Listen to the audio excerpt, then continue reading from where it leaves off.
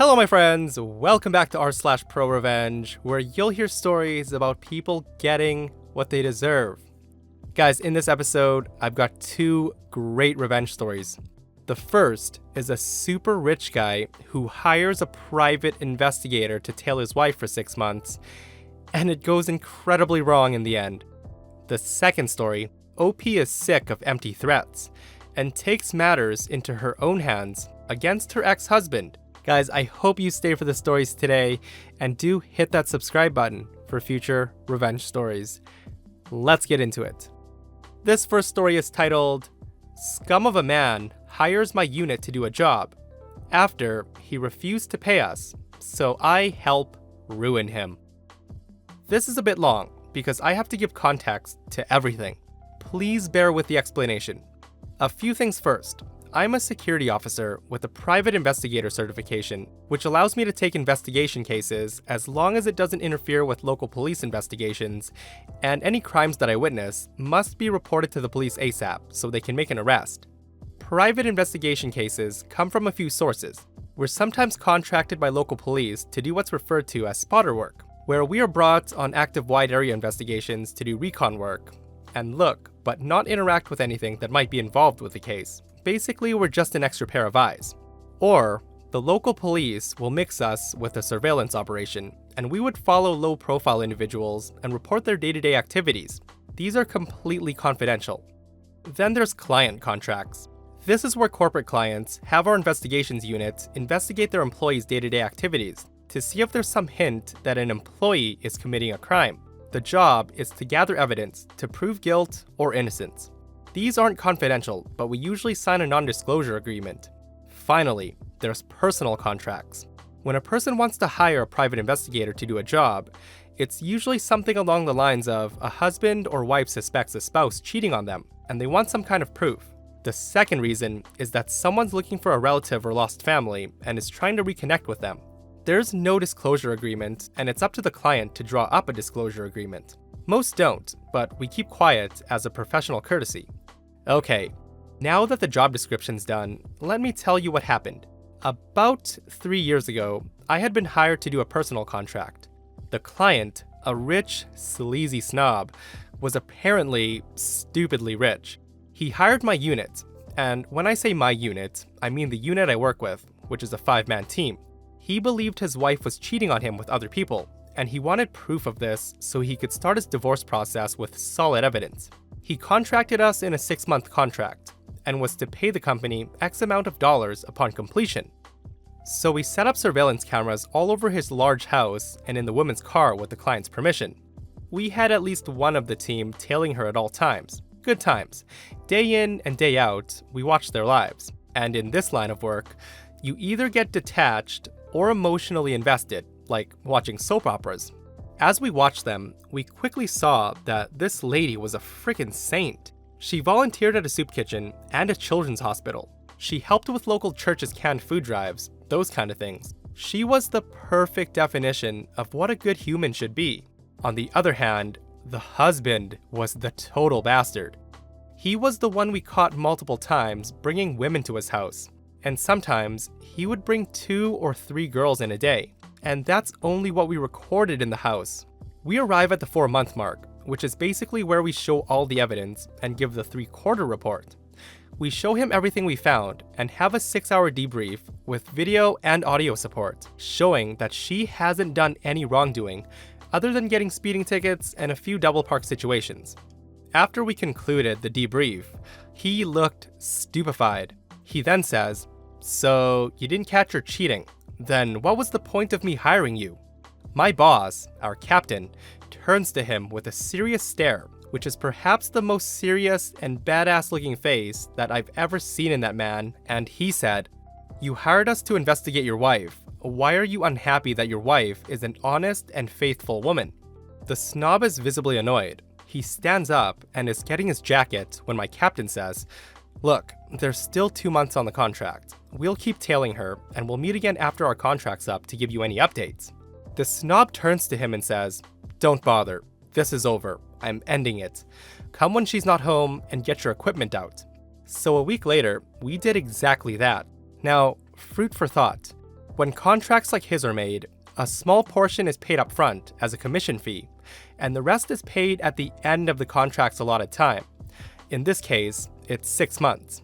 Now the pay works like this. The commission is divided up between each private investigator as a bonus to our salary, and then the salary is what we get from the company to get us through the completion of the contract. The remaining balance after being paid by the client is then divided into a cut for completion. The PIs get a cut, and then a cut for the office. Good money when done right. So fast forward to the next payday after the contract is officially over. My unit gets a call from the office to come in on the next payday, as there's an emergency meeting regarding us and the last contract. We get there and find out that the snob pulled the funding and refused to pay us for any of the work. We're still getting paid, just not with the completion bonus, and we all leave super pissed. We went to lunch and brainstormed how to get even with the guy. Then we remembered all the house footage of his dirty deeds. At first, we wanted to blackmail him, but that's low, and we're better than that. I then remembered the wife, so I reached out to her. I set a date to sit down and explain everything to her. I showed her the videos, and she cried for about a good half hour.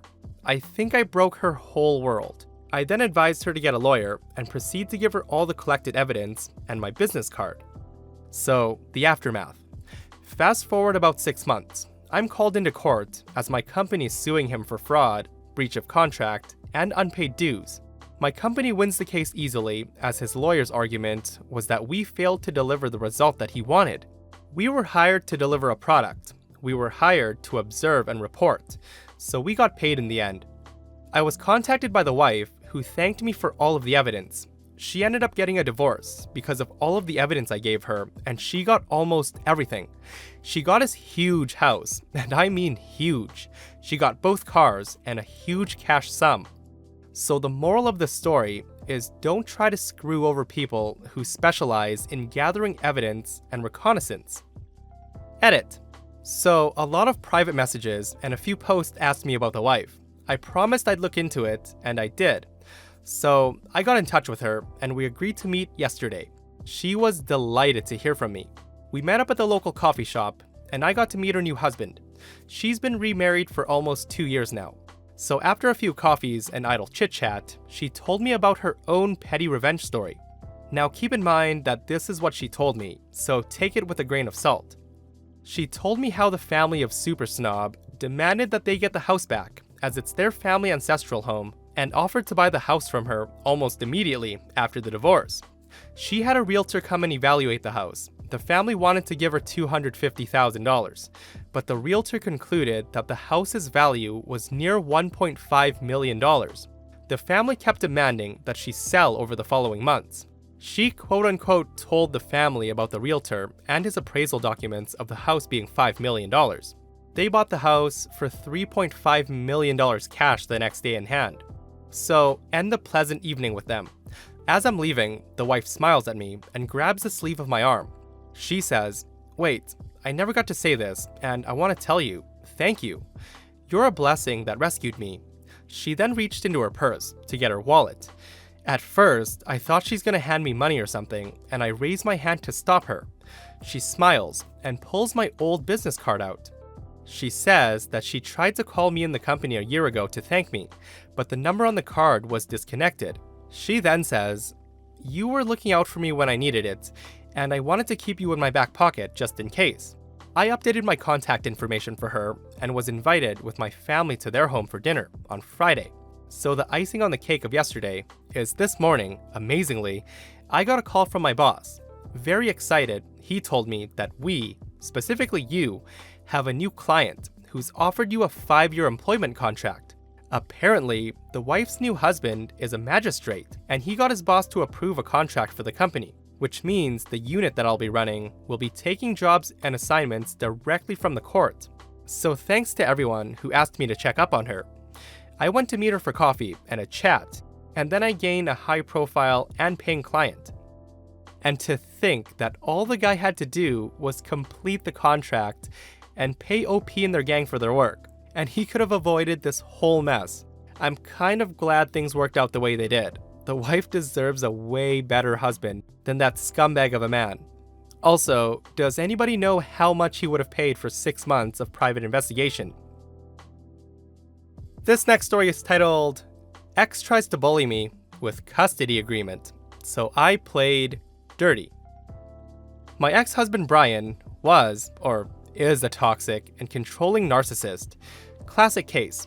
Our divorce was very bitter, but I tried to be fair, splitting custody and giving him decision-making authority under the assumption that he would be a better father than he was a husband. Things went well for about a year. I got a new boyfriend who was great to both me and my kids and wanted to be involved in their life. When my ex found out that my new boyfriend Tom was going to be attending my kids' fall festival at school, he went off the deep end. He abruptly decided that he wasn't going to watch the kids while I worked anymore. He also refused to let my friends or family watch the kids and said he had to meet them first, but then would refuse to do so and claimed that he would sue me for going against the custody agreement if I got a babysitter he didn't approve of. I lost 2 days at work, scrambling to find any place available, which was difficult because of the school's location they attend. He began asking the kids to call him every night, which is fine, but if we were eating or busy doing something, and I told him it would have to be later when they call, he would rage and threaten to sue me. He began asking me at all times where I was with the kids. One day, I went into work for 3 hours to clean up some things I missed due to a storm. I left the kids with Tom since waking them up at 4:30 a.m. seemed needless. When Brian found out, he raged and threatened to sue me. He threatened to apply for child support even though we split custody. He raged about every little thing. He didn't bring the kids to the Christmas school play because he knew Tom would be there. He fought me over medical appointments for the kids and refused to pay his share because he didn't agree to the appointment. And of course, he would sue me. He wouldn't let me have the kids during this time, even to let them attend birthday parties or sleepovers with friends or family, something we had been doing for each other with no issue. This went on for about 2 months before I snapped. I hate when parents are willing to hurt their kids over their own egos. He kept threatening to take me to court, and I was fed up with the empty threat. So first, I wanted to make sure he couldn't afford to fight me in court. So Brian was on food stamps.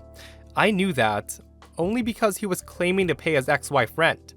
I sent his ex-wife a message asking her if she was getting rent from him, and she said no. I sent that letter to DCF, and they closed his food stamp card and sued him for fraud. Then his ex-wife turned around and sued him for her value of the house since he was claiming to have been paying her all along. Then I sued him to modify the custody agreement and take out all of the things he was using to try to harass me. I had screenshots of every nasty thing he sent me. I had a letter typed by his lawyer stating that he was looking for another job since I wasn't paying him, and that's why he couldn't watch the kids. So if he tried to get child support, I could prove that he was capable of finding more income. I had medical records and receipts showing I'd paid for everything for the past year for the kids' health needs. I had records of things he said to the kids about me. I had pictures of them looking filthy when I picked them up from his house.